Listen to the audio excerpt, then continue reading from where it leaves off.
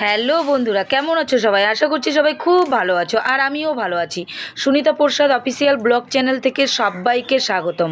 তো চলে আসলাম আবার একটি নতুন রেসিপি নিয়ে। তো দেখতে থাকো আজকের রেসিপি। আজকের রেসিপি হলো মাছ দিয়ে। এই মাছটা হচ্ছে আমার বাবা নিয়ে এসেছিলো কাল রাতের বেলা। তো আমি ওটাকে কেটে টেটে রাতের বেলায় ধুয়ে টুয়ে লবণ হলুদ মাখিয়ে আমি ফ্রিজে রেখে রেখে দিয়েছিলাম। তার জন্য তোমাদেরকে আমি এটা দেখাতে পারলাম না।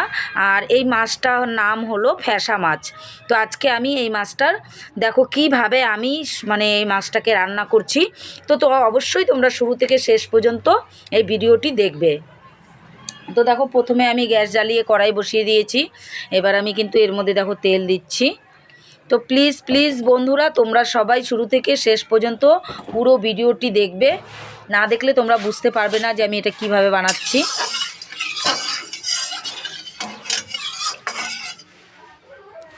তো দেখো এবার যে আমি মাছগুলো রেখেছি, মাছগুলো কিন্তু আমি ভালো করে ভেজে নেব।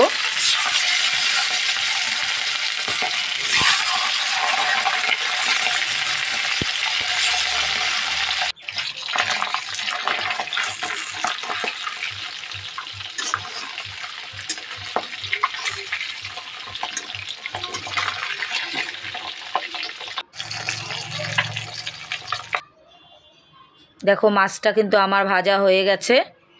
এবার এই মাছটাকে আমি কি দিয়ে রান্না করব এটা দেখো। আলু আর কোয়াশ, লম্বা লম্বা করে আলু কেটে নিয়েছি, লম্বা করে কোয়াশগুলো কেটে নিয়েছি।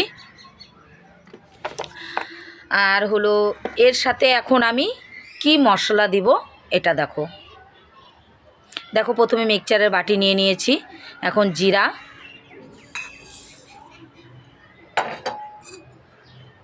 আদা,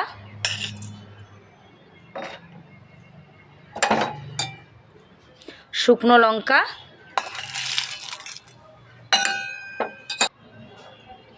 একটা মাঝারি সাইজের পেঁয়াজ নিয়েছি।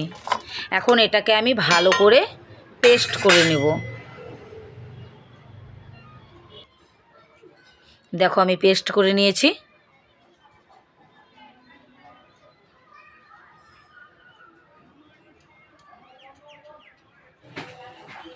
এবার দেখো আমি যে মাছ ভেজেছিলাম, মাছের তেলটা ছিলই কড়াইয়ের মধ্যে, তার জন্য আমি আর এর মধ্যে তেল দিব না। তো এইটার মধ্যেই আমি একটু জিরে ফোড়ন দিয়ে দিলাম।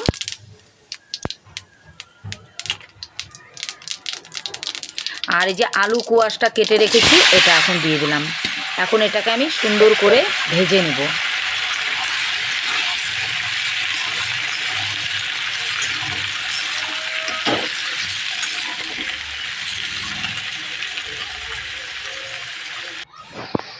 দেখতে পাচ্ছ আমার কিন্তু এটা ভাজা হয়ে গেছে।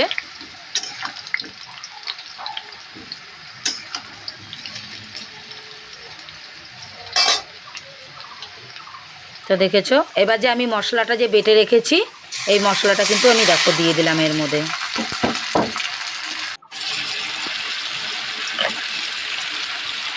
এর মধ্যে লবণ দিয়ে দিচ্ছি,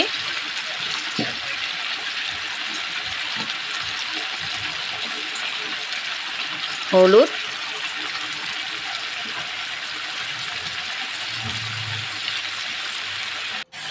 এখন এই মশলাটাকে দিলাম, লবণ হলুদ দিলাম, দিয়ে এখন এটাকে খুব ভালো করে ভাজতে হবে।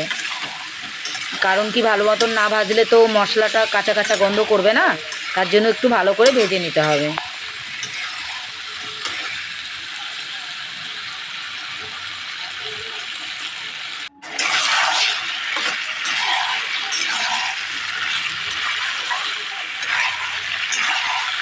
দেখেছো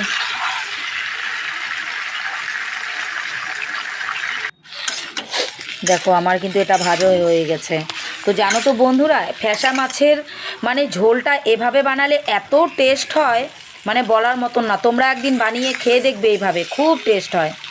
তো আমি যেভাবে বানাচ্ছি সেমভাবে তোমরা একদিন বানাবে, বানালেই তোমরা বুঝতে পারবে যে কতটা টেস্ট হয়।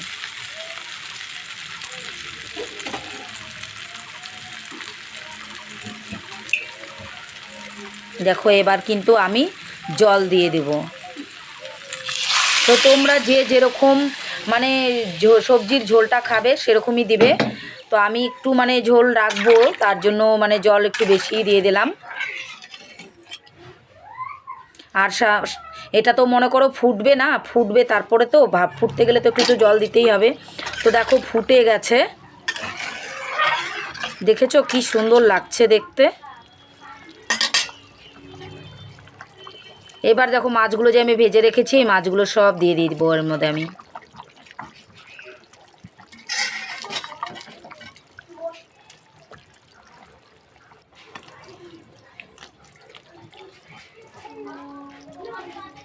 তো বন্ধুরা আজকের রেসিপিটা কীরকম লাগলো তোমাদের, তো আমাকে কমেন্ট করে জানিও। আর যদি তোমাদের ভালো লেগে থাকে তাহলে অবশ্যই আমাকে লাইক, কমেন্ট, শেয়ার, সাবস্ক্রাইব করবে। আর যেসব বন্ধুরা আমাকে সাবস্ক্রাইব করেছো তাদেরকে অসংখ্য অসংখ্য ধন্যবাদ।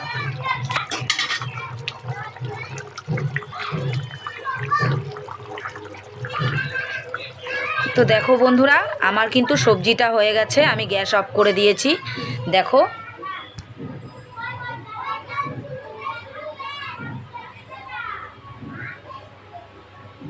দেখেছো?